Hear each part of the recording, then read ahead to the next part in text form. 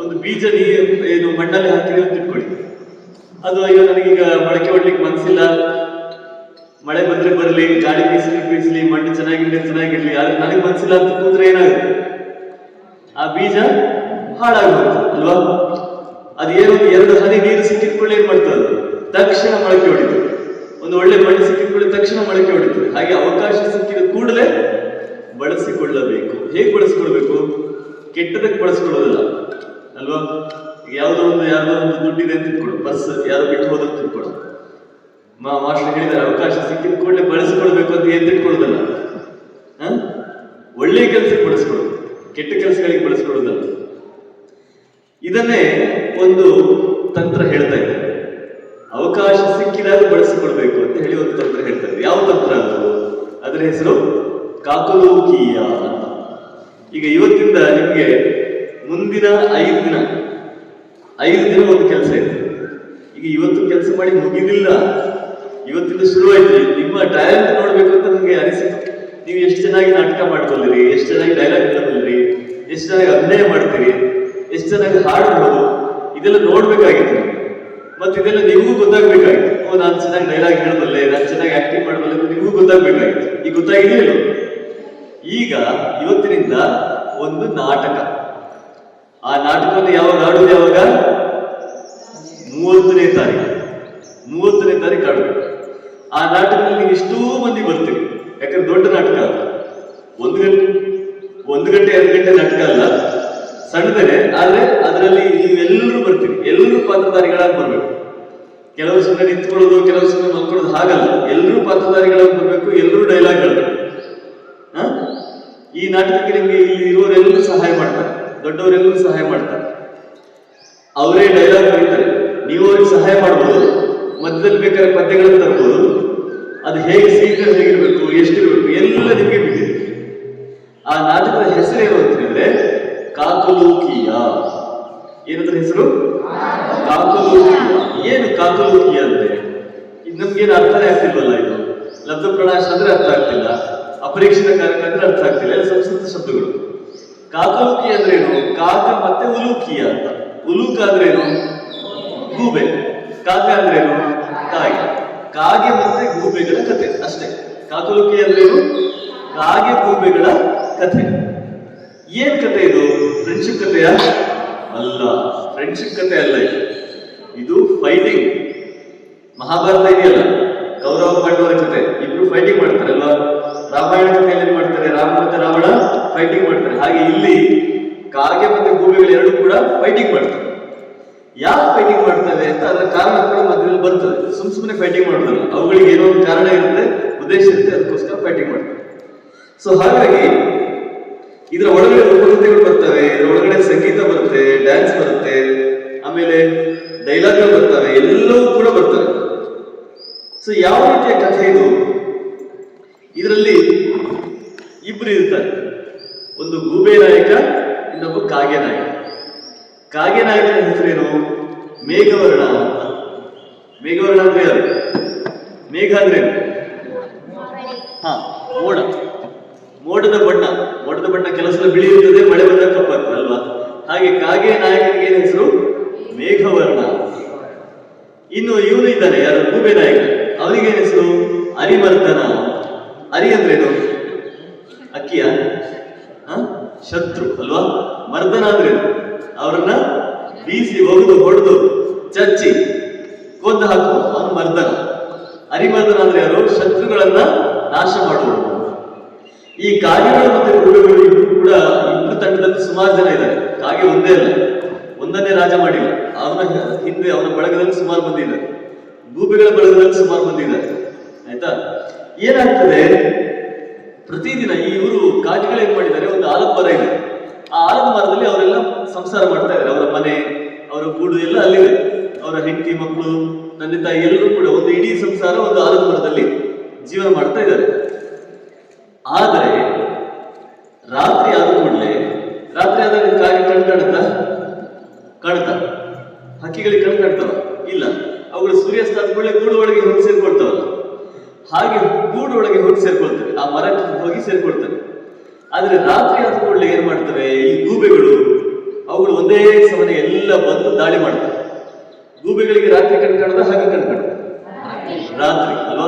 ಅವುಗಳಿಗೆ ಹಗಲಿಗೆ ಕಣ್ ಕಾಣೋದಿಲ್ಲ, ಸೂರ್ಯನ ಬಿಸಿಲಲ್ಲಿ ಅವುಗಳಿಗೆ ಕಣ್ ಕಾಣೋದಿಲ್ಲ, ಆವಾಗ ಅವು ನಿದ್ದೆ ಮಾಡ್ತವೆ. ಆದ್ರೆ ರಾತ್ರಿ ಅವುಗಳಿಗೆ ತುಂಬಾ ಚೆನ್ನಾಗಿ ಕಣ್ ಕಾಣುತ್ತೆ. ಈ ರಾತ್ರಿ ಆದ ಕೂಡಲೇ ರಾತ್ರಿ 8 ಗಂಟೆ 9 ಗಂಟೆ ಹೊತ್ತಿಗೆ ಏನ್ ಮಾಡ್ತವೆ, ಅವುಗಳೆಲ್ಲವೂ ಕೂಡ ಅರಳಿ ಮರಕ್ಕೆ ಬಂದು ದಾಳಿ ಮಾಡಿ ಆ ಕಾಗೆಗಳನ್ನ ಚುಚ್ಚಿ ಕಚ್ಚಿ ಎಲ್ಲ ಹಿಂಸೆ ಕೊಡ್ತವೆ. ಅವುಗಳನ್ನು ಹೊಡೆದು ಬಾರಿಸಿ ಚುಚ್ಚಿ ಎಲ್ಲ ಮಾಡಿ ಹಿಂಸೆ ಕೊಡ್ತವೆ. ಈ ಕಾಗೆಗಳಿಗೆ ರಾತ್ರಿ ಕಣ್ ಕಾಣೋದಿಲ್ಲ, ಲೈಟ್ ಇಲ್ಲ. ಹಾಗೆ ಲೈಟ್ ವ್ಯವಸ್ಥೆ ಮಾಡಿದ್ದಾರೆ ಯಾರಾದ್ರು? ಒಂದು ಬಲ್ಬ್ ಇಟ್ಕೊಳ್ಳಿಕ್ಕಾಗುತ್ತಾ? ಇಲ್ಲ. ಹಾಗಾಗಿ ಇವುಗಳು ಕಚ್ಚಿ ಎಲ್ಲ ಆಗಿ ಇವುಗಳಿಗೆ ನೋವಲ್ಲಿ ಚೀರ್ಕೊಂಡು ಎಲ್ಲ ರೆಡಿಯಾಗಿ ಮತ್ತೆ ನೋಡ್ಬೇಕಾದ್ರೆ ಗೂಬೆಗಳು ಹೋಗಾಯ್ತು.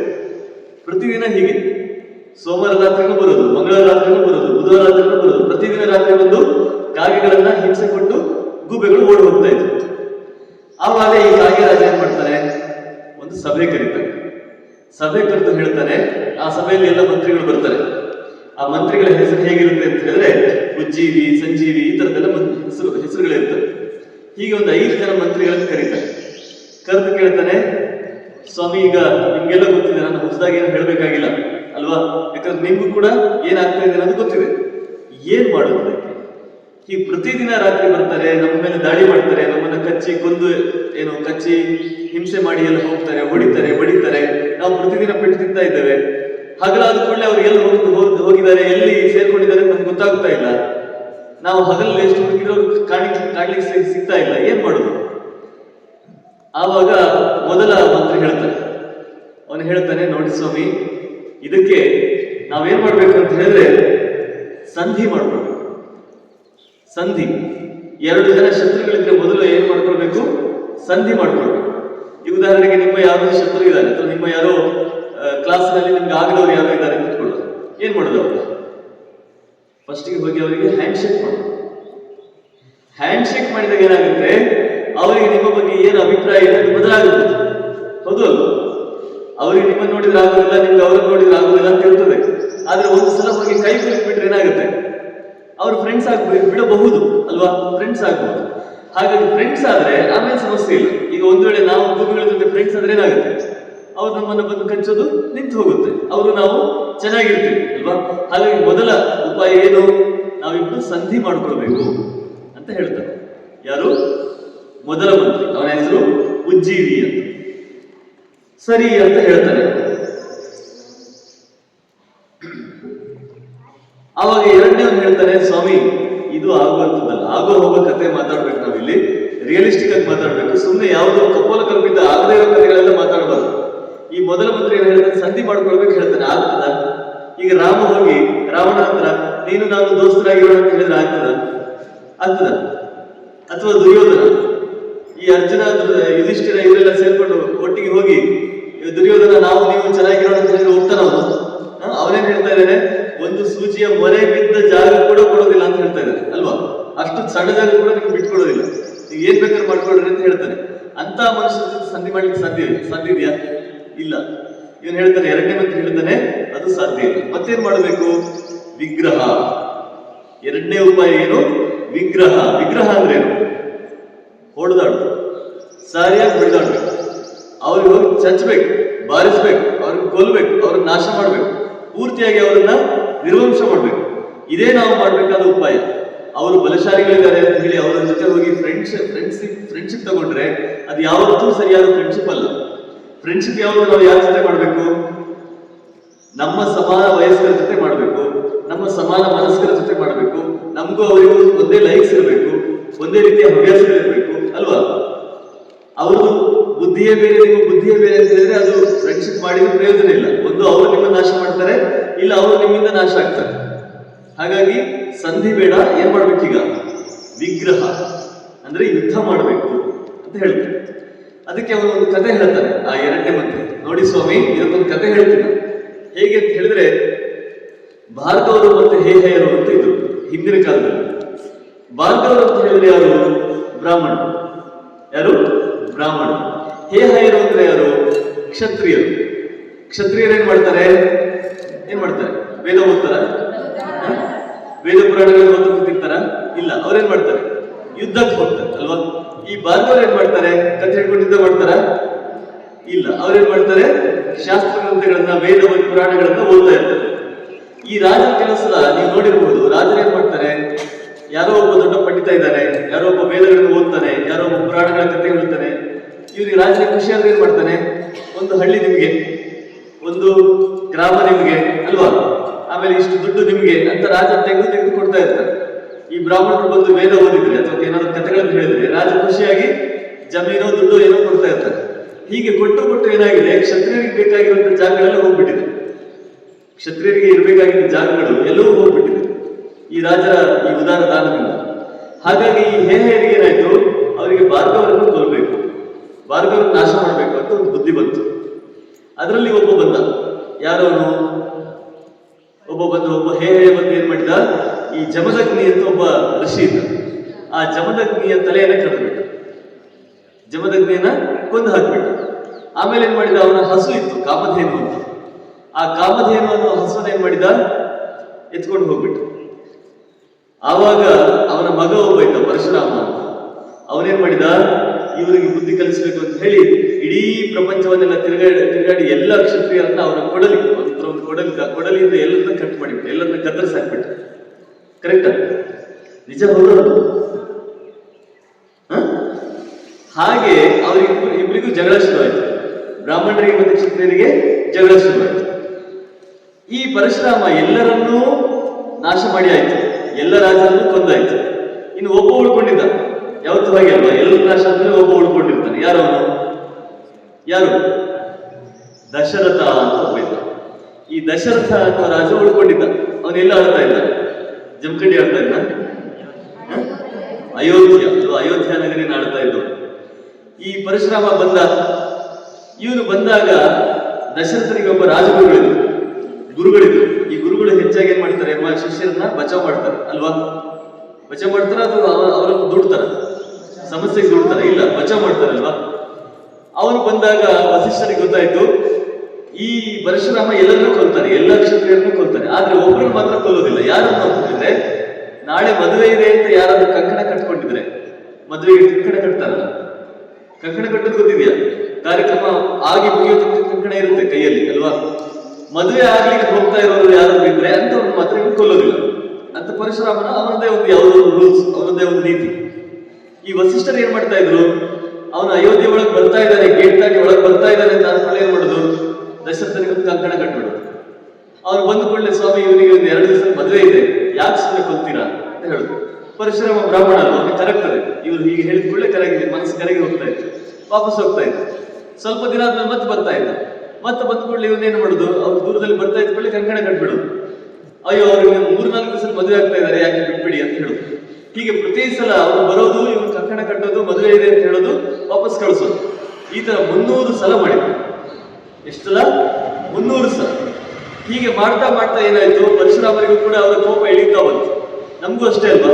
ಕೆಲವು ಸಲ ಕೋಪ ಬರುತ್ತೆ, ತುಂಬಾ ಜೋರು ಕೋಪ ಬರುತ್ತೆ. ಎಷ್ಟು ಜೋರು ಅಂತ ಹೇಳಿದ್ರೆ ಇವ್ರ ತಲೆ ಚಚ್ಚ ಹಾಕ್ಬೇಕು, ಇವರ ಕೈ ಕೊಚ್ಚ ಹಾಕ್ಬೇಕು ಅಲ್ವಾ? ಆ ತರದಲ್ಲಿ ಕೋಪ ಬರುತ್ತೆ. ಆದ್ರೆ ಸ್ವಲ್ಪ ಹೊತ್ತಾದ್ಮೇಲೆ, ಸ್ವಲ್ಪ ಕೋಪ ತಣ್ಣಗಾದ್ಮೇಲೆ ಶಾಂತನಾಗ್ತದೆ. ಹಾಗೆ ಅವನು ಕೂಡ 300 ಸಲ ಬಂದು ಹೋಗಿ ಶಾಂತನಾಗಿದ್ದ. ಈಗ ಆವಾಗ ಏನಾಯ್ತು? ಅವನಿಗೊಬ್ಬ ಮಗ ಹುಟ್ಟಿದ್ದ, ಅವನ ಹೆಸರು ಶ್ರೀರಾಮ ಅಂತ. ಅವನು ಒಂದು ಸ್ವಯಂವರಕ್ಕೆ ಹೋಗಿದ್ದ, ಸೀತೆಯ ನೋಡಲು ಮದುವೆಯಾಗಿ ಅವರೆಲ್ಲ ಪರಿವಾರ ಎಲ್ಲ ವಾಪಸ್ ಬರ್ತಾ ಇತ್ತು. ಆವಾಗ ಈ ಪರಶುರಾಮ ಸಿಕ್ಕಿ ಏನ್ ಮಾಡಿದ? ನೋಡು, ನಾನು ದಶರಥನಿಗೆ ನಾನು ಕೊಲ್ಲಬೇಕು ಅಂತ ಯೋಚನೆ ಮಾಡ್ತಾ ಇದ್ದೆ, ಈಗ ಅವನಿಗೆ ಮಗ ಹುಟ್ಟಿದ್ದಾನೆ ಶ್ರೀರಾಮ ಅಂತ, ಅವನಿಗೂ ಕೂಡ ಮದುವೆ ಆಗಿದೆ.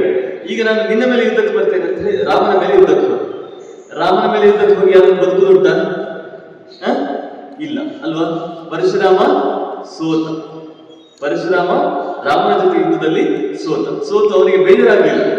ನನ್ನನ್ನು ಸೋಲಿಸುವವರು ಒಬ್ಬರು ಇದ್ದಾರೆ ಅಲ್ಲ ಅಂತ ಹೇಳಿ ಅವ್ರಿಗೆ ಖುಷಿ ಆಯ್ತು. ರಾಮನಿಗೆ ಆಶೀರ್ವಾದ ಮಾಡಿ ಅವನು ದೇಶಾಂತರ ಹೊರಟು. ಹೀಗೆ ನಾವು ಯಾವತ್ತೂ ಕೂಡ ಸಂಧಿ ಮಾಡಿಕೊಡುವುದಲ್ಲ. ಯಾಕೆಂತ ಹೇಳಿದ್ರೆ ಅವನು ಇವತ್ತೆಲ್ಲ ನಾಳೆ ಬಂದೇ ಬರ್ತಾನೆ. ವಸಿಷ್ಠರು ಏನ್ ಮಾಡಿದ್ರು? 300 ಸಲ ಬಚಾವ್ ಮಾಡಿದ್ರು. ಹಾಗೆ ಬಚಾವ್ ಮಾಡ್ತಾ ಇರ್ಲಿಕ್ಕೆ ಆಗ್ತದೆ 1000 ಸಲ, ಪ್ರತಿ ಸಲ ಬಂದಾಗಲೂ ಕಟ್ತಾ ಇರ್ಲಿಕ್ಕೆ ಆಗ್ತದೆ. ಒಂದು ದಿವಸ ಹುಚ್ಚು ಹೆಚ್ಚಾಗ್ತದೆ. ಅವ್ನು ಹೇಳ್ತಾನೆ, ನಾನು ಇವತ್ತು ಕೇಳುದಿಲ್ಲ, ಮದುವೆ ಆಗ್ಲಿ ಬಿಡ್ಲಿ, ನಿಮ್ಮನ್ನು ಕಡಿತೇನೆ ಅಂತ ಹೇಳಿದ್ರೆ ಏನ್ ಮಾಡುದು? ಸತ್ತು ಹೋಗುದಾ? ಅಲ್ಲ. ಹಾಗಾಗಿ ಯಾರಾದರೂ ಬಂದು ನಮ್ಮ ಜೊತೆ ಯುದ್ಧ ಮಾಡ್ಲಿಕ್ಕೆ ಇದ್ರೆ ನಾವು ಯುದ್ಧ ಮಾಡ್ಬೇಕು. ರಾಮ ಮಾಡಿದ ಅದನ್ನೇ. ರಾಮ ಮತ್ತೆ ಕಂಕಣ ಕಟ್ಕೊಳ್ಳಿಲ್ಲ, ನನಗೆ ಇನ್ನೊಂದು ಮದುವೆ ಅಂತ ಹೇಳಿಲ್ಲ ಅವನು ಅಲ್ವಾ? ಅವನೇನ್ ಮಾಡಿದ, ನೀವು ಬಂದಿರ ಯುದ್ಧಕ್ಕೆ ಬಂದಿರ, ನಾನು ಯುದ್ಧ ಮಾಡ್ತೇನೆ ಅಂತ ಹೇಳಿ ಇಬ್ರು ಯುದ್ಧ ಮಾಡಿ ಕೊನೆಗೆ ಅದು ಆ ಸಮಸ್ಯೆ ಪರಿಹಾರ ಆಯ್ತು. ಹೀಗೆ ಸಮಸ್ಯೆ ಪರಿಹಾರ ಆಗ್ಬೇಕಾದ್ರೆ ಶಾಶ್ವತವಾಗಿ ಒಂದು ಯುದ್ಧ ಆಗಬೇಕು ಅಂತ ಹೇಳಿದ್ರು. ಯಾರು ಹೇಳಿದ್ದು? ಯಾರು ಹೇಳಿದ್ರು? ಎರಡನೇ ಮಂತ್ರಿ ಅಲ್ವಾ? ಎರಡನೇ ಮಂತ್ರಿ ಆತರ ಹೇಳಿದ್ರು. ಆವಾಗ ಮೂರನೇ ಮಂತ್ರಿ ಬಂದ. ಅವನು ಹೇಳಿದ, ಸ್ವಾಮಿ ನೀವು ಹೇಳುವುದಿಲ್ಲ ಕಥೆ ಎಲ್ಲ ಸರಿ, ಯುದ್ಧ ಮಾಡಬೇಕು, ಹೋರಾಡಬೇಕು, ಅವ್ರನ್ನ ಕೊಲ್ಲಬೇಕು, ಕೊಚ್ಚಬೇಕು ಎಲ್ಲ ಸರಿ, ಆದ್ರೆ ನಮ್ಗೀಗ ಆಗ್ತಾ ಉಂಟ, ಹಾಗೆ ಆಗ್ತಾ ಉಂಟ, ನಮ್ಗೆ ಡೈಲಿ ಅವಕಾಶ ಬರ್ತದಲ್ವ, ಡೈಲಿ ಅವ್ರು ಬರ್ತಾ ಇದಾರಲ್ವ ಯುದ್ಧ ಮಾಡ್ಲಿಕ್ಕೆ, ನಾವೇನಾದ್ರೂ ಯುದ್ಧ ಮಾಡ್ಲಿಕ್ಕೆ ಆಯ್ತಾ? ಅವ್ರ ಜೊತೆಗೆ ಅವ್ರನ್ನ ಸೋಲಿಸ್ಲಿಕ್ಕೆ ಆಯ್ತಾ? ಅವರ ಇಡೀ ಕುಟುಂಬ ಬೇಡ, ಒಬ್ಬನನ್ನ ಏನಾದ್ರೂ ಹೊಡೆದು ಕೊಲ್ಲಿಕ್ಕೆ ಆಯ್ತಾ? ಅಥವಾ ಬಂಧನ ಮಾಡ್ಲಿಕ್ಕೆ ಆಯ್ತಾ? ಏನು ಮಾಡ್ಲಿಕ್ಕೆ ಆಗ್ಲಿಲ್ಲ ನಮ್ಗೆ ಅಲ್ವಾ? ಹಾಗಾಗಿ ಇದು ಸರಿಯಲ್ಲ. ನಾವು ನಮ್ಮ ಸ್ಟ್ರೆಂತ್ ಏನಿದೆ ಅದನ್ನು ನೋಡಿಕೊಂಡು ನಾವು ಉಪಾಯ ಮಾಡ್ಬೇಕು. ನಾವು ಅವರಿಗಿಂತ ಬಲಹೀನರು, ಹಾಗಾಗಿ ಏನ್ ಮಾಡ್ಬೇಕು, ನಾವು ಏನ್ ಮಾಡ್ಬೇಕು? ಯಾನ ಮಾಡ್ಬೇಕು. ಯಾನ ಅಂದ್ರೆ ನಾವು ಇಲ್ಲಿಂದ ಹೋಗ್ಬಿಡ್ಬೇಕು. ಅವರು ಇಲ್ಲಿ ಬಂದಾಗ ನಾವು ಈ ಊರನ್ನೇ ಬಿಟ್ಟು ಹೋಗ್ಬಿಟ್ರೆ ಆಗ ಅವರಿಗೆ ನಮ್ಮ ಮೇಲೆ ಯುದ್ಧ ಮಾಡ್ಲಿಕ್ಕೆ ಆಗುದಿಲ್ಲ, ಅಥವಾ ನಮ್ಮನ್ನ ಅವರು ಹೊಡೆದು ಹೊರಡಿಸ್ಲಿಕ್ಕೆ ಆಗುದಿಲ್ಲ. ನಾವೇ ಎಲ್ಲರೂ ಹೋಗ್ಬಿಡೋಣ. ಎಷ್ಟೋ ಸಲ ಹಾಗೆ ಆಗ್ತದಲ್ವಾ? ಯಾರೋ ಒಬ್ಬರು ಶತ್ರುಗಳು ನಮ್ಮ ಮೇಲೆ ಮತ್ತೆ ಮತ್ತೆ ದಾಳಿ ಮಾಡ್ತಾರೆ, ನಾವೇನ್ ಮಾಡ್ತೇವೆ? ಅಯ್ಯೋ ಇದು ಬೇಡವೇ ಬೇಡಪ್ಪ. ಈಗ ಯಾವ್ದೊಂದು ಮನೆ ನಿಂತಿಟ್ಕೊಳ್ಳಿ, ಆ ಮನೆ ಪಕ್ಕ ಯಾವತ್ತೂ ನೋಡಿದ್ರು ಜಗಳ, ನೆರೆ ಮನೆಯವನು, ನಿಮ್ದು ಅದು ಸರಿಯಿಲ್ಲ, ನಿಮ್ದು ಇದು ಸರಿಯಿಲ್ಲ, ನಿಮ್ಮ ಮನೆಯಿಂದ ಶಬ್ದ ಬರುತ್ತೆ, ನಿಮ್ಮ ಮನೇಲಿ ಮಕ್ಕಳು ಆಡ್ತಾರೆ, ನೀವು ರಾತ್ರಿ ಗಲಾಟೆ ಮಾಡ್ತೀರಾ, ಏನೇನೋ ಅವನ ಸಮಸ್ಯೆಗಳಿರ್ತಾವೆ ಅಂತ ಇಟ್ಕೊಳ್ಳಿ. ಅವಾಗ ನಾವು ಎಷ್ಟು ಸಲ ಮಾತಾಡ್ಬೋದು ಅವನ ಹತ್ರ? ಸ್ವಲ್ಪ ಅವನಿಗೆ ತಿಳಿ ಹೇಳ್ಬೋದು, ಸ್ವಲ್ಪ ಅವನ ಜೊತೆ ಜಗಳ ಆಡ್ಬೋದು. ಆದ್ರೆ ದಿನನಿತ್ಯ ಜಗಳ ಆದ್ರೆ ಏನ್ ಮಾಡ್ತೀರಿ? ಕೊನೆಗೆ ಈ ಏರಿಯಾವೇ ಬೇಡ ಅಂತ ಹೇಳ್ಕೊಂಡು ಹೋಗ್ತೀವೋ ಇಲ್ವೋ? ಬೇರೆ ಕಡೆ ಹೋಗಿ ನೆಮ್ಮದಿಯಾಗಿರೋಣ ಅಂತ ಹೇಳ್ತೀವೋ ಇಲ್ವೋ? ಹಾಗೆ ಈ ಅರಳಿ ಮರ ನಮ್ಗೆ ಬೇಡ. ನಾವೆಲ್ಲಿ ಹೋಗ್ಬೇಕು? ದೂರ ಯಾವ್ದಾದ್ರು ಬೇರೆ ದೇಶಕ್ಕೆ ಹೋಗಿ ಆರಾಮಾಗಿರೋಣ. ಆವಾಗ ನಮ್ಗೆ ಶತ್ರುಗಳ ಸಮಸ್ಯೆನೂ ಇಲ್ಲ, ನಾವು ನೆಮ್ಮದಿಯಾಗಿರ್ಬೋದು. ಸೊ ಯಾನ ಮಾಡುವ ಅಂತ ಹೇಳಿದ. ಯಾರು ಹೇಳಿದ? ಮೂರನೇ ಮಂತ್ರಿ ಹೇಳಿದ ಅಲ್ವಾ?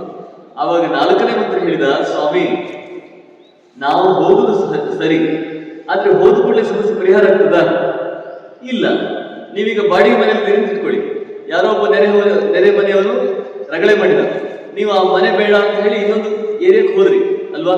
ಬನಶಂಕರಿ ಇರೋರು ಮತ್ತೊಂದು ರಾಜಾಜಿನಗರಕ್ಕೆ ಹೋದ್ರಿ ಅಂತ ತಿಳ್ಕೊಳ್ಳುವ, ಜಮಖಂಡಿಲಿ ಇರೋರು ಇನ್ನೊಂದು ಯಾವುದೋ ಊರಿಗೆ ಹೋದ್ರಿ ಅಂತ ತಿಳ್ಕೊಳ್ಳುವ. ಅಲ್ಲಿ ನೆರೆಹೊರೆಯವರು ಇರಲ್ಲ ಅಂತ ಏನಾದ್ರು ಉಂಟ?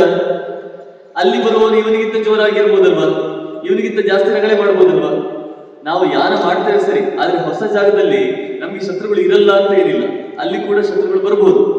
ಹಾಗಾಗಿ ಅಲ್ಲಿಂದ ಮತ್ತೆ ಇನ್ನೊಂದು ಕಡೆ ಹೋಗ್ತಾ ಇರೋದ, ಹೀಗೆ ಪ್ರವಾಸ ಮಾಡ್ತಾ ಇರೋದ ಜೀವಮಾನ ಇಡೀ? ಇಲ್ಲ. ಹಾಗಾಗಿ ಈ ತರ ಮಾಡಬಾರ್ದು, ಯಾನ ಮಾಡಬಾರ್ದು. ಮತ್ತೇನ್ ಮಾಡ್ಬೇಕು? ಆಸನ. ಸೊ ನಾಲ್ಕನೇ ಮಂತ್ರಿ ಹೇಳಿದ ಆಸನ. ಆಸನ ಅಂದ್ರೇನು? ಇರುವಲ್ಲೇ ಇರಬೇಕು. ಈಗ ಇಂಡಿಯಾ ಪಾಕಿಸ್ತಾನ ಮ್ಯಾಚ್ ಆಯ್ತು ಅಂತ ಇಟ್ಕೊಳ್ಳಿ. ಇಂಡಿಯಾ ಪಾಕಿಸ್ತಾನ ಮ್ಯಾಚ್ ಆಗುವಾಗ ಆ ಮ್ಯಾಚ್ ಇಂಡಿಯಾದಲ್ಲಾದ್ರೆ ವಿನ್ ಆಗುವ ಪಾಸಿಬಿಲಿಟಿ ಯಾರಿಗೆ ಜಾಸ್ತಿ? ಇಂಡಿಯಾಕ್ಕೆ ಜಾಸ್ತಿ. ಪಾಕಿಸ್ತಾನದಲ್ಲಿ ಮ್ಯಾಚ್ ಆದ್ರೆ ವಿನ್ ಆಗುವ ಪಾಸಿಬಿಲಿಟಿ ಯಾರಿಗೆ ಜಾಸ್ತಿ? ಇಂಡಿಯಾಕ್ಕೆ. ಹೌದು, ಆದ್ರೆ ಅವರಿಗೆ ಒಂದು ಅಡ್ವಾಂಟೇಜ್ ಇರ್ತದಲ್ವಾ ಪಾಕಿಸ್ತಾನದವರಿಗೆ.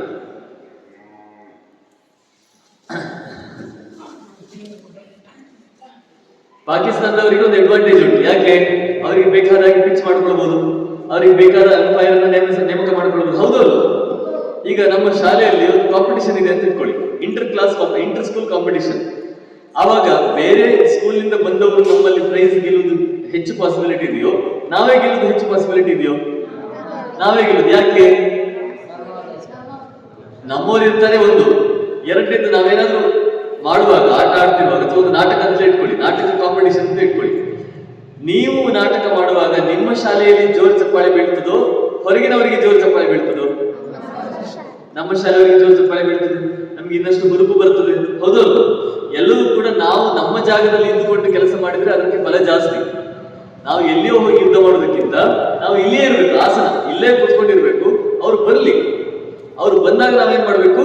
ಅವ್ರ ಮೇಲೆ ಮುಗಿ ಬೀಳ್ಬೇಕು. ಎಲ್ರು ಒಟ್ಟು ಸೇರಿ ಏನಾದ್ರು ಯೋಚನೆ ಮಾಡ್ಕೊಂಡು ಅವ್ರ ಮೇಲೆ ಮುಗಿ ಬೀಳ್ಬೇಕು, ಅವ್ರನ್ನ ಕೊಚ್ಚಬೇಕು. ಈ ತರ ಮಾಡಿದ್ರೆ ನಮಗೆ ಬಲ ಜಾಸ್ತಿ. ಹಾಗಾಗಿ ನಾವು ಎಲ್ಲೂ ಹೋಗತಕ್ಕದ್ದಲ್ಲ, ಇಲ್ಲೇ ಇರಬೇಕು ಅಂತ ಐದನೇವನು ಹೇಳಿದ್ದಾರೆ.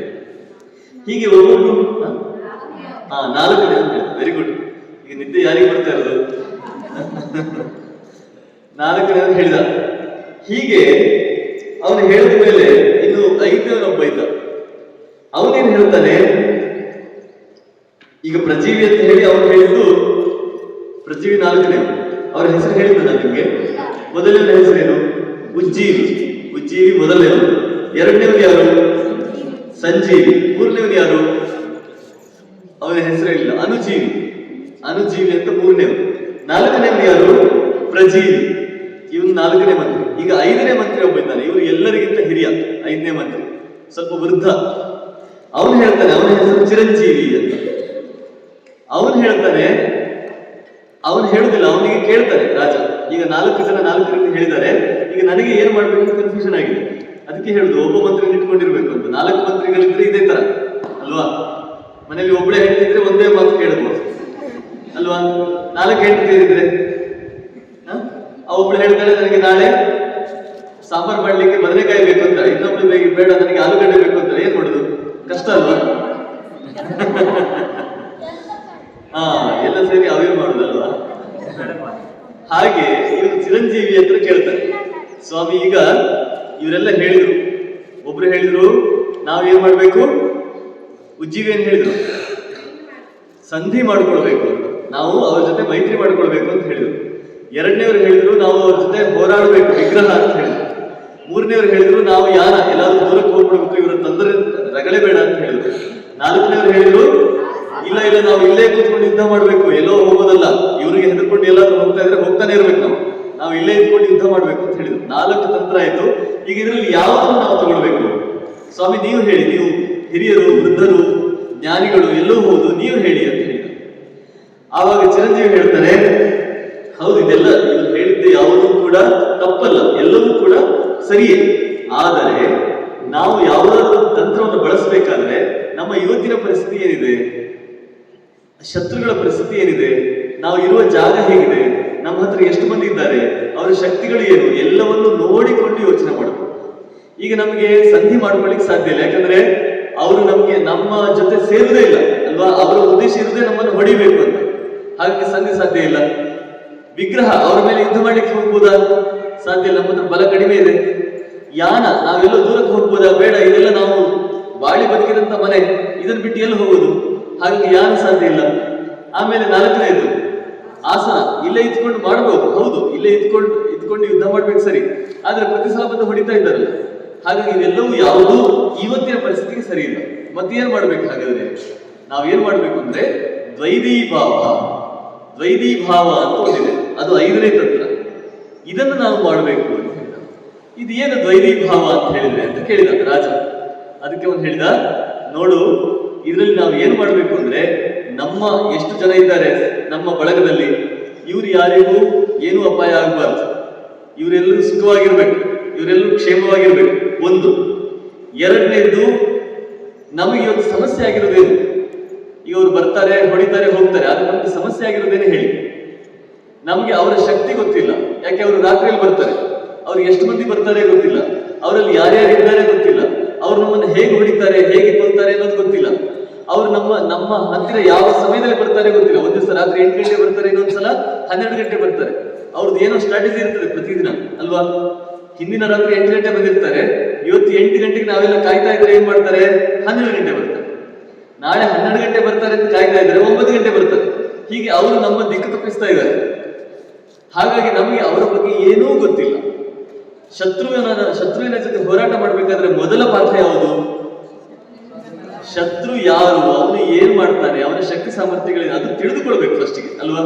ಅದು ತಿಳಿದುಕೊಳ್ಳುದೆ. ಈಗ ನೀವು ಇಂಡಿಯಾ ಪಾಕಿಸ್ತಾನ ಮ್ಯಾಚ್ ಆಗುವಾಗ ನಾವು ಒಳ್ಳೆ ಟ್ರೈನಿಂಗ್ ತಗೊಳ್ಳೋದು, ದಿನ ಪ್ರಾಕ್ಟೀಸ್ ಮಾಡೋದು, ಬಾಲ್ ಬ್ಯಾಟಿಂಗ್ ಎಲ್ಲ ಪ್ರಾಕ್ಟೀಸ್ ಮಾಡೋದು. ಆದ್ರೆ ಅವರು ಎಷ್ಟು ಸಾಮರ್ಥ್ಯ ಇದೆ ಅನ್ನೋದೇ ಗೊತ್ತಿಲ್ಲ ಅಂತಾದ್ರೆ ಏನಾಗ್ತದೆ? ನೀವು ಸೋಲುವ ಚಾನ್ಸ್ ಜಾಸ್ತಿ ಅಲ್ವಾ? ನೀವು ಪ್ರಾಕ್ಟೀಸ್ ಮಾಡ್ಬೇಕು ಸರಿ, ಆದ್ರೆ ಎದುರಿನ ತಂಡದಲ್ಲಿ ಯಾರಿದ್ದಾರೆ, ಅಲ್ಲಿ ಅವರ ವೀಕ್ನೆಸ್ ಏನು, ಅವರು ಬೌಲಿಂಗ್ ಅಲ್ಲಿ ಎಷ್ಟು ಜನ ಸ್ಟ್ರಾಂಗ್ ಇದ್ದಾರೆ, ಬ್ಯಾಟಿಂಗ್ ಅಲ್ಲಿ ಎಷ್ಟು ಜನ ಸ್ಟ್ರಾಂಗ್ ಇದ್ದಾರೆ, ಎಷ್ಟು ಮ್ಯಾಚ್ಗಳನ್ನ ಆಡಿದ್ದಾರೆ, ಅವರ ವಯಸ್ಸೇನು, ಇದೆಲ್ಲ ನಮ್ಗೆ ಗೊತ್ತಿರ್ಬೇಕಲ್ಲ. ಹಾಗಾಗಿ ಅವರ ಬಗ್ಗೆ ತಿಳಿದುಕೊಳ್ಳಬೇಕು. ಸೊ ನಮ್ಮಲ್ಲಿ ಯಾರಾದ್ರೂ ಒಬ್ಬ ಹೋಗಿ, ಎಲ್ಲರೂ ಹೋಗುದಲ್ಲ, ನಿಮ್ಮ ಬಗ್ಗೆ ತಿಳ್ಕೊಳ್ಬೇಕು ಅಂತ ಎಲ್ಲರೂ ಹೋಗುದ ಒಟ್ಟಿಗೆ ಅಲ್ಲ. ಯಾರಾದ್ರೂ ಒಬ್ಬ ಹೋಗಿ ಗುಟ್ಟಿನಲ್ಲಿ ಹೋಗಿ ಅವರ ಇಡೀ ಸೈನ್ಯವನ್ನ, ಅವರ ಇಡೀ ಬಳಗವನ್ನ ನೋಡಿಕೊಂಡು ಅಲ್ಲಿ ಯಾರ್ಯಾರಿದ್ದಾರೆ, ಏನೇನು ಸಮಸ್ಯೆ, ಅವರ ಸಾಮರ್ಥ್ಯ ಏನು, ವೀಕ್ನೆಸ್ ಏನು, ಎಲ್ಲವನ್ನು ತಿಳಿದುಕೊಂಡು ಆಮೇಲೆ ನಾವು ಯೋಚನೆ ಮಾಡಬೇಕು. ಇದಕ್ಕೆ ಹೇಳ್ತಾರೆ ದ್ವೈದೀ ಭಾವ ಅಂತ ಹೇಳ್ತಾರೆ. ದ್ವೈದೀ ಭಾವ, ನಾವು ಈಗ ಮಾಡ್ಬೇಕಾಗಿರೋದು ಇದನ್ನ ಅಂತ ಹೇಳ್ತಾರೆ. ಆವಾಗ ಅರಸ ಕೇಳ್ತಾನೆ, ಸರಿ ಇದನ್ನು ಮಾಡುವ, ಇದನ್ನ ಮಾಡ್ಲಿಕ್ಕೆ ಯಾರು ಹೋಗುದು ಯಾರು? ಯಾರೋ ಒಬ್ರು ಹೋಗ್ಬೇಕಲ್ಲ. ನೀವು ಹೇಳ್ತಾ ಇದ್ರಿ ಒಬ್ಬ ಹೋಗಿ ಬರ್ಬೇಕು ಅಂತ, ಒಬ್ಬ ಹೋಗುದು ಯಾರು? ಇಲ್ಲಿ ಯಾರಾದ್ರೂ ದುಡ್ಡಿದ್ರೆ ಹೋಗ್ತಾರ? ಹೋಗಿ ಗೂಬೆಗಳ ಸಾಮ್ರಾಜ್ಯ ನೋಡ್ಕೊಂಡು ಬನ್ನಿ ಅಂತ ಹೇಳಿದ್ರೆ ಹೋಗ್ತಾರೆ ಯಾರಾದ್ರು? ಇಲ್ಲ. ಆವಾಗ ಹೇಳ್ತಾನೆ, ನಾನು ಹೋಗ್ತೇನೆ, ನಾನು ವೃದ್ಧ, ನನಗೆ ಸಾಮರ್ಥ್ಯ ಇಲ್ಲ, ಆದ್ರೆ ನನಗೇನಿದೆ, ಬುದ್ಧಿ ಇದೆ, ನಾನು ಅಲ್ಲಿ ಹೋಗಿ ಆ ಶತ್ರುಗಳ ಪೂರ್ತಿ ವಿಚಾರಗಳನ್ನು ತಿಳಿದುಕೊಂಡು ಬರ್ತೇನೆ ಅಂತ ಹೇಳ್ತಾನೆ. ಇತ್ತೀಚೆಗೆ ಒಂದು ಸಿನಿಮಾ ಬಂತು, ಅದರಲ್ಲಿ ಒಂದು ಪಾಕಿಸ್ತಾನದ ಕಥೆ ಇತ್ತು. ಅದರಲ್ಲಿ ಒಬ್ರು ಹೋಗ್ತಾರಲ್ಲ ಪಾಕಿಸ್ತಾನಕ್ಕೆ, ಯಾರವರು? ಅಜಿತ್ ದೋವಲ್ ಅಲ್ವಾ? ನಾವು ಅವರ ಬಗ್ಗೆ, ಅವರ ವಿರುದ್ಧ ಯುದ್ಧ ಮಾಡ್ಬೇಕಾದ್ರೆ ಮೊದಲು ಏನ್ ಮಾಡ್ಬೇಕು? ಹೋಗಿ ಅಲ್ಲೆಲ್ಲ ತಿರುಗಾಡಿಕೊಂಡು ಅವರ ಪರಿಚಯ ಮಾಡ್ಕೊಂಡು ಬರ್ಬೇಕು. ಅದನ್ನ ಯಾರು ಮಾಡ್ತಾರೆ? ಅಜಿತ್ ದೋವಲ್ ಮಾಡ್ತಾರೆ. ಸೊ ಹೀಗೆ ಇವನು ಹೇಳ್ತಾನೆ, ನಾನು ಹೋಗ್ತೇನೆ, ನಾನು ಹೋಗಿ ಅವ್ರನ್ನ ತಿಳ್ಕೊಂಡು ಬರ್ತೇನೆ ಅಂತ ಹೇಳ್ತಾನೆ. ಆವಾಗ ಇವನು ಅರಸ ಕೇಳ್ತಾನೆ, ಇದೆಲ್ಲ ಸರಿ, ಆದ್ರೆ ಈ ಹಗೆತನಕ್ಕೆ, ಈ ದ್ವೇಷ, ಅವರು ನಮ್ಮ ಮೇಲೆ ದಾಳಿ ಮಾಡುದು, ನಮ್ಗೆ ಅವ್ರನ್ನ ನೋಡಿದ್ರೆ ಆಗುದಿಲ್ಲ, ಈ ದ್ವೇಷ ಇದೆಯಲ್ಲ, ಇದಕ್ಕೆ ಏನ್ ಕಾರಣ ಏನು ಅಂತ ಹೇಳ್ತಾರೆ. ಎಷ್ಟೋ ಸಲ ಹಾಗೆ ಆಗ್ತದಲ್ವಾ? ನಾವು ಯಾರ ಜೊತೆ ಹಗೆತನ ಇರ್ತದೆ, ದ್ವೇಷ ಇರ್ತದೆ, ಆದ್ರೆ ಯಾಕೆ ದ್ವೇಷ ಮಾಡ್ತಿದ್ದೆ ಅಂತಲೇ ಗೊತ್ತಿರುವುದಿಲ್ಲ. ಯಾರೋ ಬಂದು ಹೇಳಿರ್ತಾರೆ, ನೋಡಿ ನಿಮ್ಮ ಬಗ್ಗೆ ಅವ್ರು ಹೀಗೆ ಮಾತಾಡ್ಕೊಂಡು ಬಂದ್ರು ಅಂತ ಹೇಳಿರ್ತಾರೆ. ಅದೇ ಮನುಷ್ಯ ಅವ್ರಿಗೆ ಹೋಗಿ ಏನ್ ಹೇಳ್ತಾರೆ, ನೋಡಿ ನಿಮ್ಮ ಬಗ್ಗೆ ಇವನು ಹೀಗೆ ಮಾತಾಡ್ಕೊಂಡು ಬಂದ ಅಂತ ಹೇಳಿರ್ತಾರೆ ಅಲ್ವಾ? ಇವರಿಬ್ರು ನಂಬಿ ಬಿಟ್ರೆ ಏನು ಕತೆ? ಇಬ್ರು ಪರಸ್ಪರ ದ್ವೇಷ ಮಾಡ್ತಾ ಇರ್ತಾರೆ. ಅದು ನಿಜಕ್ಕೂ ಹಾಗೆ ಆಗಿರ್ತದ? ಇಲ್ಲ. ಸೊ ಹೀಗೆ ಎಷ್ಟೋ ಸಲ ನಮ್ಗೆ ದ್ವೇಷಕ್ಕೆ ಕಾರಣವೇ ಗೊತ್ತಿರುವುದು. ಅದಕ್ಕೆ ಅರಸ ಕೇಳ್ತಾರೆ, ಈಗ ಸರಿ, ನಾವು ಅವರ ಮೇಲೆ ಯುದ್ಧ ಮಾಡುದು, ಅವರು ನಮ್ಮ ಮೇಲೆ ಯುದ್ಧ ಮಾಡುದು ಎಲ್ಲವೂ ಸರಿ, ಆದ್ರೆ ಈ ದ್ವೇಷಕ್ಕೆ ಕಾರಣ ಏನು? ನೋಡಿ, ಇಲ್ಲಿ ಮತ್ತೊಂದು ಬಹಳ ಸೂಕ್ಷ್ಮವಾದ ವಿಚಾರ. ಯಾವತ್ತು ದ್ವೇಷಕ್ಕೆ ನಾವು ಕಾರಣ ಏನು ಅಂತ ಹುಡುಕಿಕೊಳ್ಬೇಕು ಅಲ್ವಾ? ಕೆಲವು ಸಲ ಸಣ್ಣ ಕಾರಣ ಇರಬಹುದು, ಕೆಲವು ಸಲ ಕಾರಣವೇ ಇಲ್ಲದೆ ಇರಬಹುದು. ಕಾರಣ ಯಾವುದು ಅಂತ ಗೊತ್ತಾದಾಗ ನಮ್ಗೆ ಅದಕ್ಕೆ ಬೇಕಾದ ತಂತ್ರ ಯಾವುದು ಅಂತ ಹುಡುಕಿಕೊಳ್ಳಿಕ್ಕೆ ಆಗ್ತದೆ. ಕರೆಕ್ಟಾ? ಸೊ ಅದಕ್ಕೆ ಇವನು ಹೇಳ್ತಾನೆ, ಇವನು ವೃದ್ಧ ಅಲ್ವಾ, ತುಂಬಾ ವರ್ಷಗಳನ್ನು ನೋಡಿದಾನೆ. ಇವನು ಹೇಳ್ತಾನೆ, ಒಂದಾನೊಂದು ಕಾಲದಲ್ಲಿ ಏನಾಯ್ತು ಅಂತ ಹೇಳಿದ್ರೆ, ಒಂದು ಕಾಡಿತ್ತು. ಆ ಕಾಡಿನಲ್ಲಿ ಸುಮಾರು ಹಕ್ಕಿಗಳಿದ್ವು. ಈಗ ಇಲ್ಲಿ ಸುಮಾರು ಹಕ್ಕಿ ಇರ್ತವಲ್ಲ, ಹಾಗೆ ಸುಮಾರು ಹಕ್ಕಿಗಳೆಲ್ಲ ಇತ್ತು. ಆ ಹಕ್ಕಿಗಳು ಎಲ್ಲವೂ ಸೇರಿ ಒಬ್ಬನನ್ನ ರಾಜ ಅಂತ ಕೂರಿಸಿದ್ರು. ಯಾರು ರಾಜ? ಗರುಡ. ಗರುಡ ರಾಜ ಆಗೋದು ಸರಿ ಅಲ್ವಾ? ಯಾಕಂದ್ರೆ ದೊಡ್ಡ ಹಕ್ಕಿ, ಬಲಶಾಲಿಯಾದ ಹಕ್ಕಿ, ಎಲ್ಲವೂ ಹೌದು. ರಾಜನನ್ನ ನಾರ್ಮಲಿ ನಾವು ಬಲಶಾಲಿಯಾದವರನ್ನು ಮಾಡ್ತೇವಲ್ವಾ? ಗರುಡ ಇವರ ರಾಜ, ಪಕ್ಷಿ ರಾಜ. ಆದ್ರೆ ಈ ಗರುಡನ ಸಮಸ್ಯೆ ಏನು ಅಂತ ಹೇಳಿದ್ರೆ, ನೋಡಿ, ಕೆಲವು ಸಲ ಸಮಸ್ಯೆ ಬರ್ತದೆ, ಒಳ್ಳೆ ಬಲಶಾಲಿಗಳನ್ನು ಕೂರಿಸಿದ್ರು ಸಮಸ್ಯೆ ಬರ್ತದೆ. ಈ ಗರುಡನ ಸಮಸ್ಯೆ ಅಂತ ಏನು ಅಂತ ಹೇಳಿದ್ರೆ, ಇವನು ರಾಜ್ಯದಲ್ಲೇ ಇರುವುದು, ಇವನು ರಾಜ್ಯದಲ್ಲೇ ಇರುವುದಿಲ್ಲ. ಎಲ್ಲಿ? ವಿಷ್ಣು ಕರ್ಣ ಅಂತ ಹೋಗ್ಬಿಡ್ತಾನೆ, ಅಥವಾ ಬೇರೆ ಏನೋ ಒಂದು ಕೆಲಸ ಬಂದಂತ ಹೋಗ್ಬಿಡ್ತಾನೆ. ರಾಜ್ಯದಲ್ಲಿ ಇರ್ಬೇಕಲ್ವ ರಾಜ ಆದವ. ಇಲ್ಲಿ ಏನಾಗ್ತಾ ಇದೆ, ನನ್ನ ಜನರಿಗೆ ಏನ್ ಕಷ್ಟ ಇದೆ, ರಾಜ್ಯವನ್ನು ಹೇಗೆ ಆಡಳಿತ, ಅವ್ನು ಇರ್ಬೇಕಲ್ವ. ಈಗ ಒಬ್ರು ಪ್ರಧಾನಿ ಇದ್ದಾರೆ ಅಂತ ತಿಳ್ಕೊಳ್ಳಿ, ಪ್ರಧಾನಿಗಳು ದೇಶದಲ್ಲಿ ಇರುವುದಿಲ್ಲ ಅಂತ ತಿಳ್ಕೊಳ್ಳಿ, ಅವಾಗ ಏನ್ ಮಾಡ್ತಾರೆ ಜನಗಳು? ದಂಗೆ ಹೇಳ್ತಾರೆ ಅಲ್ವಾ? ನಮ್ಗೆ ಒಬ್ಬರು ಮುಖ್ಯಮಂತ್ರಿ ಇದ್ದಾರೆ ಅಂತ ತಿಳ್ಕೊಳ್ಳಿ, ಅವ್ರು ಕರ್ನಾಟಕ ಬಿಟ್ಟು ಹೊರಗಡೆ ತಿರುಗಾಡ್ತಾ ಇದ್ರೆ ಅವಾಗ ನಾವು ಮುಖ್ಯಮಂತ್ರಿ ಅಂತ ಒಪ್ಕೊಳ್ತೇವಾ? ಇಲ್ಲ. ಅಥವಾ ಮನೆಗೆ ಒಬ್ಬ ಯಜಮಾನ ಇದ್ದಾರೆ ಅಂತ ತಿಳ್ಕೊಳ್ಳಿ, ನಮ್ಮ ಮನೆಗೆ ಯಜಮಾನ ಇರ್ತಾರೆ, ತಂದೆಯೋ ತಾಯಿಯೋ ಯಾರೋ ಹಿರಿಯರು ಯಾರೋ ಇರ್ತಾರೆ. ಅವರು ಮನೆ ಬಗ್ಗೆ ಯೋಚನೆ ಮಾಡುವುದಿಲ್ಲ, ಅವ್ರು ಬರೀ ದೇಶದ ಬಗ್ಗೆ ಮಾತ್ರ ಯೋಚನೆ ಮಾಡೋದು. ದೇಶದಲ್ಲಿ ಹಾಗಾಗ್ಬೇಕು, ಹೀಗಾಗಬೇಕು, ಮನೆ ಬಗ್ಗೆ ಯೋಚನೆ ಇಲ್ಲ. ಹಾಗಿದ್ರೆ ನಾವು ಅವರನ್ನ ಯಜಮಾನ ಅಂತ ಒಪ್ಕೊಳ್ಳುವುದಿಲ್ಲ. ಕರೆಕ್ಟಾ? ಹಾಗೆ ಈ ಗರುಡ ಅವರನ್ನ ಯಜಮಾನ ಅಂತ ಒಪ್ಕೊಳ್ಳಿಲ್ಲ. ಆವಾಗ ಏನಾಯ್ತು, ಎಲ್ಲ ಪಕ್ಷಿಗಳು ಸೇರಿ ಒಂದು ಹೊಸ ರಾಜ ಬೇಕು ಅಂತ ಒಂದು ಸಭೆ ಕರೆದು, ಆ ಸಭೆ ಕರೆದಾಗ ಎಲ್ಲರೂ ನೋಡಿದ್ರು, ಈ ಗೂಬೆ ಆಗಬಹುದು ಅಂತ ಆಯ್ತು ಎಲ್ರಿಗೂ ಕೂಡ. ಯಾಕೆ? ಗೂಬೆದು ಕಣ್ಣೆಲ್ಲ ಸ್ವಲ್ಪ ಬೇರೆ ತರ ಉಂಟು, ಅದರ ಮೈಯೆಲ್ಲ ಬೇರೆ ತರ ಉಂಟು, ಅದು ಹೆಚ್ಚು ಮಾತಾಡುವುದಿಲ್ಲ, ಅದು ಸ್ವಲ್ಪ ದೂರದಲ್ಲಿ ಚೆನ್ನಾಗಿ ಕೂತಿರ್ತದೆ, ಎಲ್ಲ ಸರಿ ಉಂಟು. ನಾವೆಲ್ಲ ಹಕ್ಕಿಗಳು ಕಚ್ಚಿ ಕಚ್ಚಿ ಮಾತಾಡ್ತಾ ಇರ್ತೇವೆ, ಈ ಮನುಷ್ಯ ಮಾತ್ರ ಸ್ವಲ್ಪ ಸೈಲೆಂಟ್ ಆಗಿ ಕೂತಿರ್ತಾನೆ, ಯಾರೋ ದೊಡ್ಡ ಜ್ಞಾನಿ ಇರಬೇಕು ಅಂತ ಹೇಳಿ ಅವ್ರೇನ್ ಮಾಡಿದ್ರು, ಗೂಬೆಯನ್ನ ರಾಜ ಅಂತ ಮಾಡಿದ್ರು, ಡಿಸೈಡ್ ಮಾಡಿದ್ರು. ಈಗ ರಾಜ ಆದ್ಮೇಲೆ ಅವನನ್ನ ಏನ್ ಮಾಡ್ಬೇಕು? ಪಟ್ಟಾಭಿಷೇಕ ಮಾಡ್ಬೇಕು ತಾನೆ. ಅವನ ಸಿಂಹಾಸನದಲ್ಲಿ ಕೂರಿಸಿ ಅವನಿಗೆ ಅಭಿಷೇಕ ಮಾಡಿ, ಅವನಿಗೆ ಒಂದು ಮಾಲೆ ಹಾಕಿ, ಒಂದು ಕಿರೀಟ ಇಟ್ಟು, ನೀನೇ ರಾಜ ಅಂತ ಹೇಳ್ಬೇಕಲ್ವಾ? ಇವರೆಲ್ಲ ಬಂದು ಆ ಗೂಬೆನ ತಗೊಂಡು ಹೋಗಿ ಕುರ್ಚಿಯಲ್ಲಿಟ್ರು. ಕುರ್ಚಿಯಲ್ಲಿಟ್ಟು ಇನ್ನೇನು ಅಭಿಷೇಕ ಮಾಡಬೇಕು ಅನ್ನುವಷ್ಟರಲ್ಲಿ ಒಂದು ಕಾಗೆ ಬಂತು. ಈ ಕಾಗೆ ಬಂದು ನೋಡ್ತದೆ, ಎಲ್ಲ ಹಕ್ಕಿಗಳೆಲ್ಲ ಒಟ್ಟು ಸೇರಿದ್ದಾರೆ, ಈಗ ನೀವೆಲ್ಲ ಸೇರಿದ್ರು ಹಾಗೆ ಎಲ್ಲರೂ ಒಟ್ಟು ಸೇರಿದ್ದಾರೆ. ಆ ಕಾಗೆ ಬಂದು ಕೇಳಿದ್ರು, ಏನು ಈ ಕಾಡಿನ ಎಲ್ಲ ಪಕ್ಷಿಗಳು ಒಂದೇ ಕಡೆ ಸೇರಿದ್ರಲ್ಲ, ಏನು ವಿಶೇಷ ಅಂತ ಕೇಳಿದ್ರು. ಆವಾಗ ಒಂದು ಹಕ್ಕಿ ಹೇಳಿತು, ನೋಡು, ನಾವು ಇವತ್ತು ಒಂದು ರಾಜನನ್ನ ಆಯ್ಕೆ ಮಾಡ್ತಾ ಇದ್ದೇವೆ, ಹಾಗೆ ರಾಜನ ಪಟ್ಟಾಭಿಷೇಕ ಇವತ್ತು, ಅದಕ್ಕೆ ನಾವೆಲ್ಲ ಸೇರಿದ್ರು. ಅದಕ್ಕೆ ಕೇಳಿತು, ಯಾರು ರಾಜ ಯಾರು ಅಂತ. ಅದಕ್ಕೆ ಅವರೆಲ್ಲ ಹೇಳಿದ್ರು, ನೋಡಿ, ಇವ್ರು ಕೂತಿದ್ದಾರಲ್ಲ, ಇವರು ಗೂಬೆ ರಾಜರು, ಇವರೇ ರಾಜ ನಮ್ಗೆ. ಆವಾಗ ಕಾಗೆ ಜೋರಾಗಿ ನಗ್ಲಿಕ್ಕೆ ಶುರು ಮಾಡಿದ್ರು. ನಿಮ್ಗೆ ಸ್ವಲ್ಪ ಆದ್ರೂ ಬುದ್ಧಿ ಬೇಕಾ ಬೇಡವಾ? ಈ ಕುರುಡನನ್ನ ರಾಜ ಮಾಡ್ತಾರೆ ಯಾರಾದ್ರು? ಶಾಸ್ತ್ರಗಳೇ ಹೇಳ್ತೇವೆ ಕುರುಡನನ್ನ ರಾಜ ಮಾಡಬಾರ್ದು ಅಂತ ಹೇಳ್ತಾರೆ ಅಲ್ವಾ? ಈಗ ಧೃತರಾಷ್ಟ್ರನ ರಾಜನಾಗಿ ಕೂರಿಸಿ ಏನ್ ಪ್ರಯೋಜನ? ಅವನು ಎಲ್ಲದಕ್ಕೂ ಒಂದು ನೀರು ಬೇಕಾದ್ರೂ ಅವನು ಬೇರೆಯವರಿಗೆ ಹೇಳಿ ತರಿಸ್ಬೇಕು ಅಲ್ವಾ? ಅಥವಾ ಯಾವ್ದಾದ್ರು ಶಾಸ್ತ್ರ ಓದ್ಬೇಕಾದ್ರೆ ಅವನಿಗೆ ಓದ್ಲಿಕ್ಕೆ ಬರುದಿಲ್ಲ, ಇನ್ನೊಬ್ರು ಓದಿ ಹೇಳ್ಬೇಕು. ಇಂಥ ರಾಜನನ್ನ ಇಟ್ಕೊಂಡು ನೀವೇನ್ ಮಾಡ್ತೀರಿ? ಅವನಿಗೆ ಹಗಲು ಕಣ್ಣು ಕಾಣುದಿಲ್ಲ, ರಾತ್ರಿ ಅವನಿಗೆ ಕಣ್ಣು ಕಾಣುತ್ತದೆ, ಆದ್ರೆ ನೀವೆಲ್ಲ ಮಲಗಿರ್ತೀರಿ. ಅಂದ್ರೆ ಅವನಿಗೆ ಕಣ್ಣು ಕಾಣುವ ಸಮಯದಲ್ಲಿ ನಿಮ್ಗೆ ಯಾರಿಗೂ ಅವನ ಅಗತ್ಯ ಇಲ್ಲ. ಅವನ ಅಗತ್ಯ ಬೇಕಾದಾಗ ಅವನಿಗೆ ಕಣ್ಣು ಕಾಣುದಿಲ್ಲ. ಇಂಥ ರಾಜನನ್ನ ಕಟ್ಕೊಂಡು ನೀವೇನ್ ಮಾಡ್ತೀರಿ? ಇದು ಶುದ್ಧ ವೇಸ್ಟ್ ಇದು ಅಂತ ಹೇಳಿ. ಯಾರು? ಕಾಗೆ. ಈ ಪಕ್ಷಿಗಳಿಗೆ ಇದು ಯೋಚನೆ ಬಂದಿರಲಿಲ್ಲ. ಅವರೆಲ್ಲ ಏನ್ ಅನ್ಕೊಂಡಿದ್ದು, ನೋಡ್ಲಿಕ್ಕೆ ಚಂದ ಉಂಟು, ಸ್ವಲ್ಪ ಡಿಫ್ರೆಂಟ್ ಆಗಿ ಉಂಟು, ಮೌನವಾಗಿ ಕೂತಿದೆ, ದೊಡ್ಡ ಜ್ಞಾನಿಗಳು ಅಂತ ಹೇಳಿ ರಾಜ ಮಾಡ್ಲಿಕ್ಕೆ ಹೋದದ್ದು. ಆದ್ರೆ ಇದು ಯೋಚನೆಯೇ ಬಂದಿರಲಿಲ್ಲ. ಅವ್ರೇನ್ ಮಾಡಿದ್ರು, ಹಾಗಾದ್ರೆ ಇದು ಬೇಡಪ್ಪ ಅಂತ ಹೇಳಿ ಎಲ್ಲರೂ, ಒಂದು ಹಕ್ಕಿ ಹಾರಿತು, ಗುಬ್ಬಚ್ಚಿ ಆ ಕಡೆ ಹಾರಿತು, ಗಿಳಿ ಈ ಕಡೆ ಹಾರಿತು, ಮತ್ತೊಂದು ಪಕ್ಷಿ ಪಾರಿವಾಳ ಮತ್ತೊಂದು ಕಡೆ ಹಾರಿತು, ಎಲ್ಲ ಹಾರಿ ಹಾರಿ ಹಾರಿ ಹೋದ್ರು. ಅವರು ಹಾರಿ ಹಾರಿ ಹೋದದ್ದು ಕೂಡ ಗೂಬೆ ಗೊತ್ತಾಗ್ಲಿಲ್ಲ. ಗೂಬೆ ಒಂದೇ ಕೂತಿದೆ, ಸುಮ್ಮನೆ ನನಗೆ ಅಭಿಷೇಕ ಮಾಡ್ತಾರೆ ಈಗ ಅಂತ ಕೂತಿದೆ. ಆವಾಗ ಹೇಳಿತು, ಏನು ಪಕ್ಷಿಗಳು ಯಾರು ಚಿಲಿಪಿಲಿ ಹೇಳ್ತಿಲ್ವಲ್ಲ, ನಂಗೆ ಅಭಿಷೇಕ ಮಾಡಿ ಬೇಗ ರಾಜ ಆಗ್ಬೇಕಲ್ಲ, ನನಗೆ ಮುಹೂರ್ತ ಮೀರ್ತಾ ಇದೆ ಅಂತ ಹೇಳಿತು. ಆವಾಗ ಒಂದು ಪಕ್ಷಿ ಬಂದು ಹೇಳಿತು, ಸ್ವಾಮಿ ನಿಮ್ದು ಅಭಿಷೇಕ ಇವತ್ತಿಲ್ಲ, ಕ್ಯಾನ್ಸಲ್, ರಾಜ ಆಗೋದು ಹೋಯ್ತು, ನಿಮ್ಗೆ ರಾಜ ಆಗ್ಲಿಕ್ಕೆ ಆಗುದಿಲ್ಲ. ಹೌದಾ, ಯಾರು ತಪ್ಪಿಸಿದ್ದು ಕೇಳಿತು. ಅದು ಒಂದು ಕಾಗೆ ಬಂದು ಎಲ್ಲ ಆಯ್ತು, ಕತೆ ಎಲ್ಲ ಆಯ್ತು, ಸುಮಾರೆಲ್ಲ ಆಯ್ತು, ನಿಮ್ಗೆ ಏನು ಗೊತ್ತೇ ಆಗ್ಲಿಲ್ಲ, ಇವತ್ತಿಂದ ನೀವು ರಾಜ ಅಲ್ಲ ಅಂತ ಹೇಳಿತು.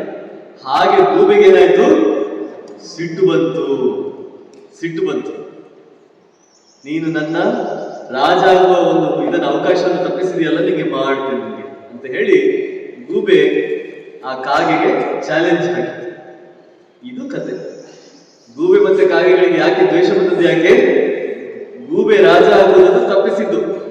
ಆವಾಗ ಕಾಗೆಗೆ ಅನಿಸಿತು, ಅಯ್ಯೋ ನಾನು ಯಾಕಾದ್ರೂ ಕೆಲಸ ಅನಿಸ್ತಲ್ಲ ನಮ್ಗೆ. ಕೆಲವರು ಹೇಳ್ತಾರೆ ರೈಲು ಹೋದ್ಮೇಲೆ ಟಿಕೆಟ್ ತಗೊಳ್ಳೋದು ಅಂತ. ಅಂದ್ರೇನು? ರೈಲು ಹೋದ್ಮೇಲೆ ಟಿಕೆಟ್ ತಗೊಳ್ಳೋದು ಅಂದ್ರೆ ಏನು? ಬಸ್ ಹೋದ್ಮೇಲೆ ಬಸ್ ಸ್ಟ್ಯಾಂಡಿಗೆ ಬರೋದು ಅಂದ್ರೆ ಏನು? ಕೆಲಸ ಆಗಿ ಹೋದ್ಮೇಲೆ ನಮ್ಗೆ ನೆನಪಾಗ್ತದೆ, ಓ ನಾನು ಮಾಡಿದ್ದು ತಪ್ಪಾಯ್ತು ಅಲ್ವಾ? ಈಗ ಕಾಗೆಗೆ ಹಾಗೆ ಅನಿಸಿತು. ಏನನಿಸಿತು? ನಾನು ಏನ್ ಮಾಡಬಾರ್ದಾಗಿತ್ತು? ಮಾತಾಡಬಾರ್ದಾಗಿತ್ತು. ಕೆಲಸದಲ್ಲಿ ನಾವು ಮಾತಾಡ್ತೇವೆ, ಅಗತ್ಯ ಇಲ್ದಿದ್ರು ಮಾತಾಡ್ತೇವೆ ಅಲ್ವಾ? ಮಾತಾಡಿದಾಗ ಏನಾಗ್ತದೆ? ಸಮಸ್ಯೆ ಸೃಷ್ಟಿ ಆಗ್ತದೆ, ಹೊಸ ಸಮಸ್ಯೆ ಸೃಷ್ಟಿ ಆಗ್ತದೆ. ಈಗ ಒಂದು ವೇಳೆ ಕಾಗೆ ಅವರಲ್ಲಿ ಏನು ಕೇಳದೇ ಇದ್ರೆ, ನೀವು ಯಾಕೆ ಬಂದ್ರಿ, ಏನು ವಿಶೇಷ ಅಂತ ಕೇಳದೇ ಇದ್ರೆ, ಅಥವಾ ಅದು ಗೊತ್ತಾಗಿಯೂ ಕೂಡ ಗೂಬೆ ರಾಜ ಆಗ್ತಾ ಉಂಟಂತ ಗೊತ್ತಾದ ಮೇಲೂ ಕೂಡ ನಿಮ್ಮ ಕರ್ಮ ನೀವು ಮಾಡ್ಕೊಳ್ಳಿ, ಅನುಭವಿಸಿ ಅಂತ ಹೇಳಿ ಸುಮ್ಮನೆ ಇದ್ದಿದ್ರೆ ಕಾಗೆಗೆ ಗೂಬೆ ವೈರಿ ಆಗ್ತಾ ಇರ್ಲಿಲ್ಲ ಅಲ್ವಾ? ಅದೇನ್ ಹೇಳಿತು, ನಿಮ್ಗೆ ಬುದ್ಧಿ ಇಲ್ಲ, ಇವನು ಒಬ್ಬ ಕುರುಡ, ಇಂಥ ಏನು ಮುಟ್ಟಾಳನ್ನ ಇಟ್ಕೊಂಡು ನೀವು ಮಾಡಿದ್ರೆ ಏನ್ ಪ್ರಯೋಜನ, ಹೀಗೆಲ್ಲ ಹೇಳಿತು. ಆ ಹಕ್ಕಿಗಳನ್ನೆಲ್ಲ ಮನಸ್ಸು ಬದಲಾಯಿಸಿತು ಅಲ್ವಾ? ಇಷ್ಟೆಲ್ಲ ಮಾಡಿದ ಮೇಲೆ ಕಾಗೆಗೆ ನೆನಪಾಯ್ತು, ನಾನು ಒಂದು ಯೋಚನೆ ಮಾಡ್ಬೇಕಾಗಿತ್ತು. ಏನು? ಬುದ್ಧಿ ಉಪಯೋಗಿಸಿ ಮಾತಾಡ್ಬೇಕಾಗಿತ್ತು. ಈಗ ಒಟ್ಟು ವಟವಟ ಅಂತ ಮಾತಾಡಿ ಆಯ್ತು. ಮಾತು ಆಡಿದರೆ ಹೋಯ್ತು, ಮುತ್ತು ಒಡೆದರೆ ಹೋಯ್ತು. ಒಡೆದ ಮೇಲೆ ಮತ್ತೆ ಸೇರಿಸ್ಲಿಕ್ಕೆ ಆಗ್ತದ ಫೆವಿಕಾಲ್ ಹಾಕಿ? ಇಲ್ಲ ಅಲ್ವಾ? ಹಾಗೆ ಮಾತು ಆಡಿದ ಮೇಲೆ ಮತ್ತೆ ಸರಿಪಡಿಸ್ಲಿಕ್ಕೆ ಆಗುದಿಲ್ಲ. ಹಾಗೆ ನನ್ನ ಕಡೆಯಿಂದ ಒಂದು ತಪ್ಪು ಆಯಿತು ಅಂತ ಹೇಳಿ ಕಾಗೆಗೆ ಗೊತ್ತಾಯಿತು. ಆದ್ರೆ ಏನು ಮಾಡುವ ಸ್ಥಿತಿಯಲ್ಲಿ ಇರಲಿಲ್ಲ. ಅದು ತನ್ನ ಪಾಡಿಗೆ ತಾನು ಹಾರಿ ಹೋಯಿತು. ಇದು ಇಷ್ಟು ಪೂರ್ವರಂಗ ಅಂದ್ರೆ ಕತೆ ಶುರುವಾಗುವುದಕ್ಕೆ ಮೊದಲಿಗೆ ಟ್ರೈಲರ್ ಇದು. ಕತೆ ಅಭಿ ಬಾಕಿ ಹೇ ಅಲ್ವಾ? ಸ್ಟೋರಿ ಅಭಿ ಬಾಕಿ ಹೇ. ಇದು ಬರೀ ಟ್ರೈಲರ್. ಸೊ ಇನ್ನು ಮುಂದೆ ನಾಳೆಯಿಂದ ಇವರು ಇಬ್ರು ಕೂಡ, ಇವರು ಅವರ ಮೇಲೆ ತಂತ್ರ ಮಾಡೋದು, ಅವರು ಇವರ ಮೇಲೆ ತಂತ್ರ ಮಾಡೋದು, ಇವರು ಅವರ ಮೇಲೆ ತಂತ್ರ ಮಾಡೋದು, ಅವರು ಇವರ ಮೇಲೆ ತಂತ್ರ ಮಾಡೋದು. ಹೀಗೆ ಆಗಿ ಕೊನೆಗೆ ಕಾಗೆಗಳು ಗೂಬೆಗಳನ್ನ ನಾಶ ಮಾಡ್ತಾವೋ ಅಥವಾ ಗೂಬೆಗಳೇ ಕಾಗೆಗಳನ್ನ ಓಡಿಸ್ತಾವೋ, ಯಾರನ್ನ ಕೊಲ್ತಾರೆ, ಯಾರು ಉಳಿತಾರೆ ಅನ್ನೋದು ನೆಕ್ಸ್ಟ್ ಕತೆ, ನಾಳೆ ಕತೆ. ಇದಿಷ್ಟು ಕಥೆಯನ್ನು ಇಟ್ಕೊಂಡು, ಇವತ್ತಿನ ಕತೆ ಮತ್ತೆ ನಾಳೆ ಹೇಳುವ ಕತೆ ಎಲ್ಲವನ್ನು ಇಟ್ಕೊಂಡು 30ನೇ ತಾರೀಕು ಸ್ಟೇಜ್ ಅಲ್ಲಿ ಒಂದು ನಾಟಕ ಮಾಡಬೇಕು. ಇದಕ್ಕೆ ಬೇಕಾದ ಎಲ್ಲ ಸಹಾಯ ಎಲ್ಲ ಅವರು ಹಿರಿಯರೆಲ್ಲ ನಿಮಗೆ ಮಾಡ್ಕೊಡ್ತಾರೆ. ಡೈಲಾಗ್ ಬರೆಯೋದು, ಎಲ್ಲಾದ್ರೂ ಹಾಡು ಬೇಕಾದ್ರೆ ಹಾಡು ಹಾಕೋದು, ಅಲ್ಲಿ ಎಲ್ಲೆಲ್ಲಿ ನಮ್ಗೆ ಅಭಿನಯ ಬೇಕು ಅದನ್ನು ಮಾಡೋದು, ಅದಕ್ಕೆ ಬೇಕಾದ ಮುಖವರ್ಣಿಕೆ ಬೇಕಾದ್ರೆ ನೀವು ಮಾಡ್ಕೊಳ್ಬಹುದು. ಒಂದು ಗೂಬೆ ಹಾಗೆ ಒಂದು ಮುಖವಾಡ ಮಾಡೋದು ಎಲ್ಲವೂ ಬೇಕು. ನಿಮ್ಗೆ ಮನಸ್ಸಿಗೆ ಬಂದದ್ದು ಎಲ್ಲವನ್ನೂ ಮಾಡಬಹುದು. ಆದ್ರೆ ನಾಟಕ ನೋಡಿದವರಿಗೆ ಇದು ಪಂಚತಂತ್ರದ ನಾಟಕ ನೋಡ್ತಾ ಇದ್ದೇವೆ ಅಂತ ಅನಿಸ್ಬೇಕು, ಆಯ್ತಾ? ಯಾವ್ದೊಂದು ಶಾರುಖ್ ಖಾನ್ ಫಿಲ್ಮ್ ನೋಡ್ತಾ ಇದ್ದೇವೆ ಅಂತ ಅನಿಸ್ಬಾರ್ದು. ಕಾಬೂಲು ಕಿ ಅನ್ನುವ ನಾಟಕವನ್ನ ಆಡ್ತಾ ಇದ್ದೇವೆ ಅಂತ ನೀವು ಒಂದು ನಾಟಕವನ್ನ ಆಡಿ ತೋರಿಸ್ಬೇಕು. ಮಾಡ್ತೀರಾ ಮಾಡ್ತೀರಾ? ಎಷ್ಟು ಜನ ಮಾಡ್ತೀರಿ ಕೈ ಎತ್ತಿ? Very good very good very good. ಸರಿ, ನಾಳೆ ದಿವಸಕ್ಕೆ ಮುಂದುವರಿಸಿ.